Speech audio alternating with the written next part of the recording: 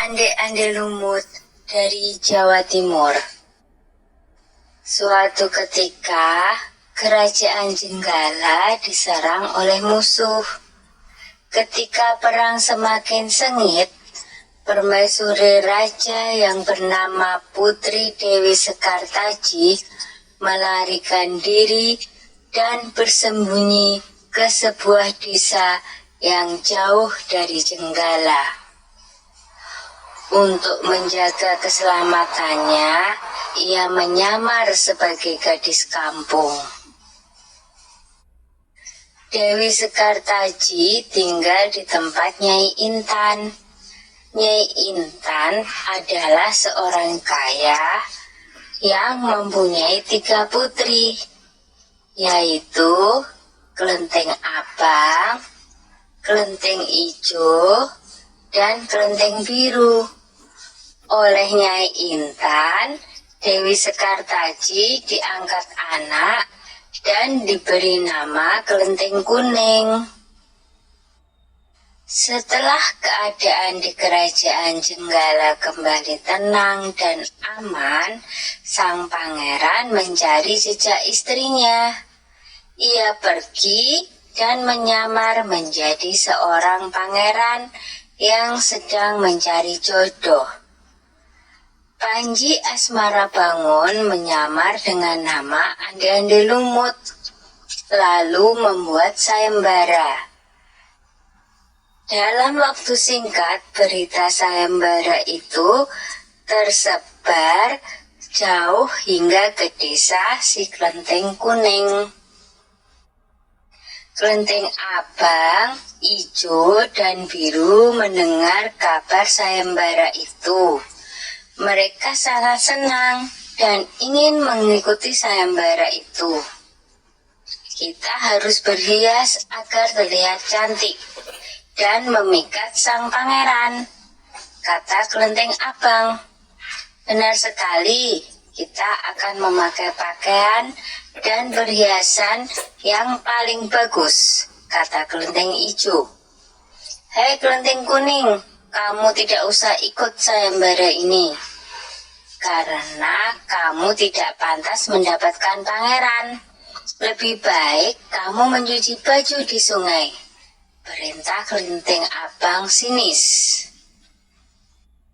Ketika Kelenteng Kuning sedang mencuci di sungai, tiba-tiba seekor burung bangau datang menghampirinya.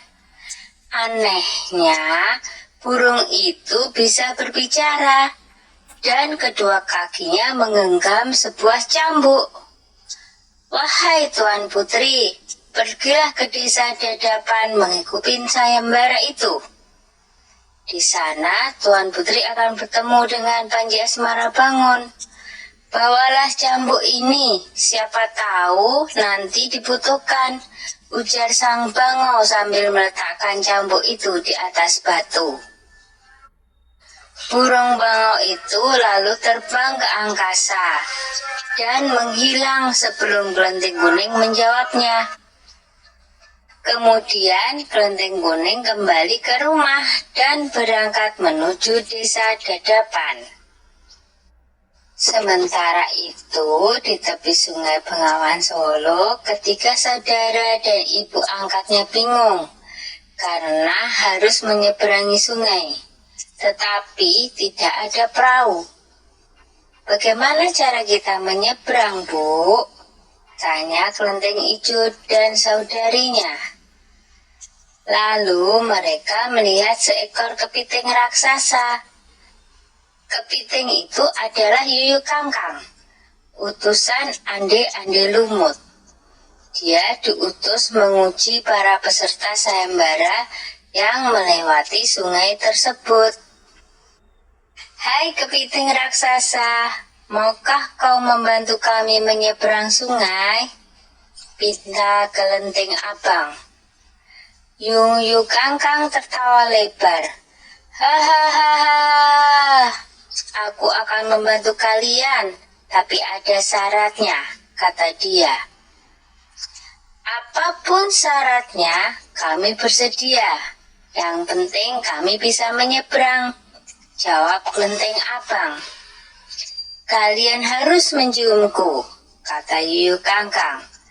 Dan mereka pun bersedia memenuhi syarat si Yuyu Kangkang. Kelenteng kuning tiba di pinggir sungai. Yuyu Kangkang mengajukan syarat yang sama. Tetapi kelenteng kuning menolak. Dia tak ingin mengkhianati suaminya. Berkali-kali kelenteng kuning memohon, tetapi Yuyu Kangkang tetap menolak. Akhirnya kelenteng kuning memukulkan cambuknya ke sungai. Dan seketika itu air sungai Bengawan Solo surut.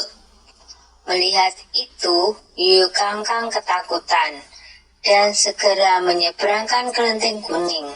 Bahkan mengantarnya sampai ke desa Dadapan. Sayembara pun dimulai. Secara bergiliran, Kelenteng Abang dan adik-adiknya menunjukkan kecantikan mereka di hadapan ande-ande lumut.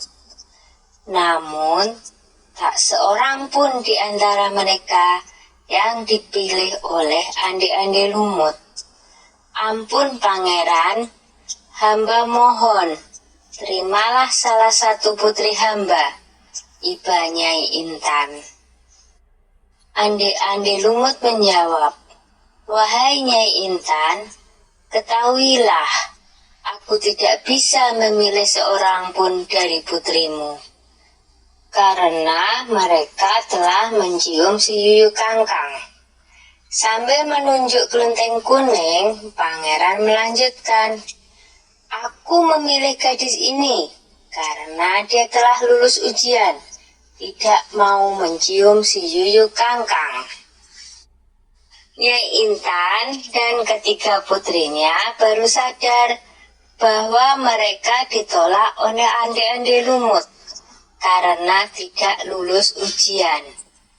Kemudian ande-ande lumut membongkar penyamarannya dan mengatakan bahwa dia adalah Panji Asmara Bangun. Kelenteng kuning sangat bahagia karena bertemu lagi dengan suaminya. Sudah ya cerita ande-ande lumutnya. Jumpa lagi.